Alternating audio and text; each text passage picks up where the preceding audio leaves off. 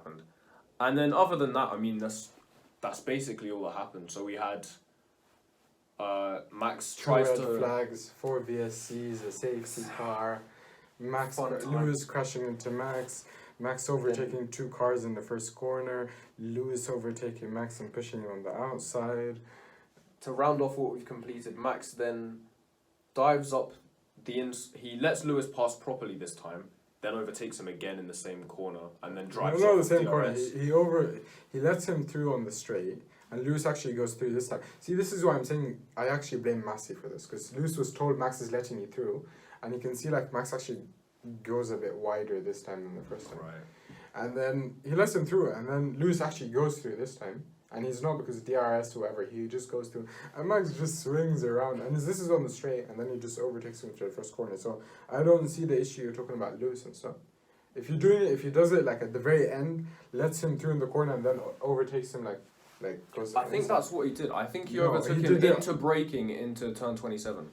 He lets him through on the like the straight, and then he overtook him into the corner. That's different.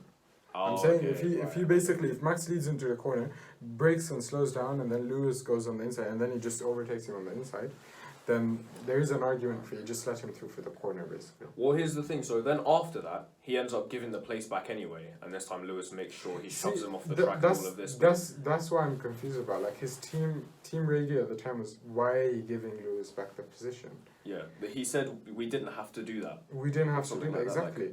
So the team, there's no reason for Max to give him the place back. He gives it to him. That's the reason Max lost the race. He was keeping Lewis behind him, like, quite because he gained so much in the first sector, and then he'd lose it in the second and third sector, but he'd leave enough of like a second gap. So it's fine. And then going into I don't understand why he gave him the position. Is there I can't think so much. It's very against Max. You think he just drives into the sunset at this point? That's why I was so confused. It's such an anti-Max kind of thing to do. But yeah, we'll see. I don't know. It was strange. So at this point, just before this, when he gave the place back and then didn't, or whatever happened, he got the 5 second penalty. This was for the turn 1 incident where he broke late, which was basically the same thing that happened in Brazil. Max complains afterwards. He said, I don't understand why I got a penalty. We both went off the track, all of this, even though he forced Lewis off the track. So of course they were both off.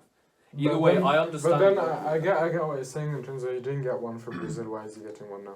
So I'm saying both of penalty. He's clearly saying neither a penalty. But either way, the argument is the FIA inconsistent. So either don't give penalties or give penalties for both. Honestly, it's dumb stuff. But to round off, it's a lot tighter than Brazil. Same with the gravel. It's a lot. So you think that they're taking the track into consideration again? Yeah, but I think they shouldn't. Honestly, that's what they say. They say we do not take that into consideration. Yet they absolutely do take it into consideration. If they say we take this into consideration, you say fine, fair enough. Yeah, going into the gravel. Case by case basis. It's not the same as pushing a guy off onto tarmac. But just admit to it. Don't say we don't and then do it. That's the annoying part. The clarity would be nice. Same way Ferrari still haven't been punished for their 2019 engine or whatever that was, but it's fine. It's lost the championship, so I don't think. True, I guess 2020 was their punishment. That was a horrific car. But to round off the race, Lewis sets fastest lap with his damaged front wing somehow, which was impressive to be fair. Alonso actually pitted to take this fastest lap off him. So right at the end, Alonso, we mentioned midway through the race, had a spin. His tyres were ruined. His race was ruined essentially at this point. He pits with only a few laps to go on soft tyres to try and get the fastest lap off Lewis. He completely fails, but it was just funny to hear that it happened. I didn't know about that. The team radio stuff. I just saw pictures of I saw stuff on Twitter about people saying he's still not over 2007, but that was fun to see. Speaking of the Alpines, Ocon, unfortunately, while cruising in third, keeping out of his way, minding his own business, if you were wondering what happened to him after we said he started on pole for the second restart, he was just chilling in third, and then Bottas comes and steals it off him. It reminds me of Stroll, Bottas, back in 2017. Yeah. Once again, we had two drivers backing into each other with a brake. You have to give Bottas though Bottas went into Q3 for Mercedes on every single race he's ever been there. That's a good start, yeah. All 100. That was Incredible. 100 this race. Yeah. 100 races for Mercedes. He's been into Q3 for all of them.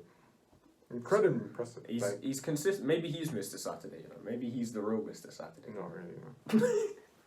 Because that's the difference is George takes his car from where it's supposed to be to really where it's not. If he gets pole position every week, you still wouldn't call him Mr. Saturday because realistically he should be on pole every week, right? That's fair. If he's in an if he's in an Alpine or a McLaren, he's on pole every week. Oh, Mr. Saturday is in the. And then he ruins his Sunday and finishes 16th. Then he definitely missed his Saturday.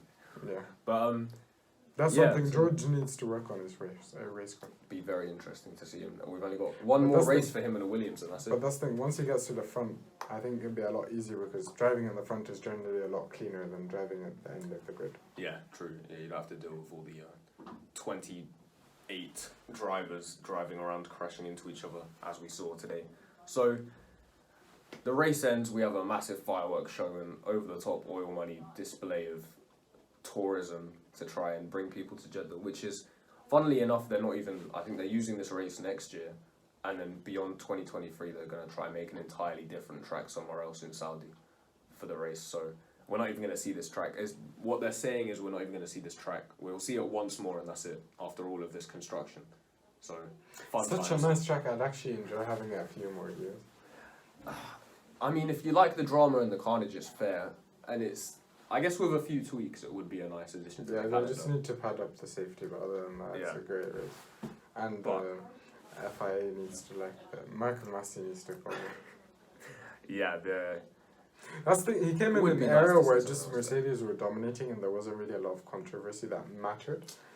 Now all the controversy matters, and he's never dealt with controversy that actually matters for the title.